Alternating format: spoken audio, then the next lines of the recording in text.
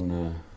All right. Robert Keane says he's overprotective of his daughter Larissa, and there's an empty space they can never fill.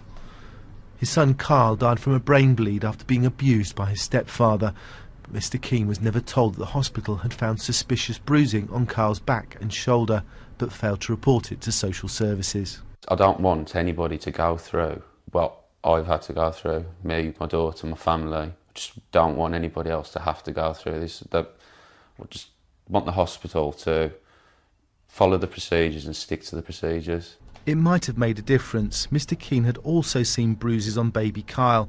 Instead, Tyrone Matthews was sentenced to 4.5 years for manslaughter.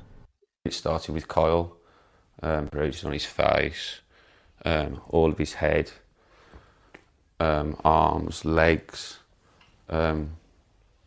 took pictures. Why didn't you do anything about that at the time? Didn't know who to go to. A junior doctor at Walsall Manor Hospital warned a consultant on 2 separate occasions that Kyle should have been referred to social services the week before his death. In 2007, after Kyle's death, the hospital board minutes wrongly suggest bruising was due to sepsis. In 2009, the findings of a safeguarding review did show the consultant overruled nurses, but it wasn't until 2013 that the hospital finally obtained the complete safeguarding report. The hospital's chief executive, Richard Kirby, wasn't here at the time. He said recommendations were made and acted upon. The new review is to better establish how this tragic incident was dealt with and whether there are any further lessons that could be learnt.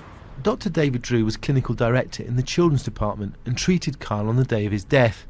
He says a second investigation into the whole children's department was carried out in 2010 by the Royal College of Paediatricians, but he was the only doctor allowed to see it.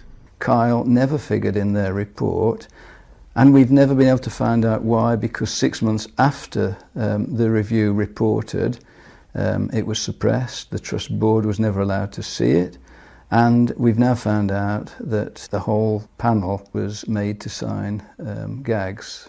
Robert Keane hopes this independent review will finally establish what happened and whether the trust was sufficiently open. Michele Paduano, BBC Midlands Today in Walsall.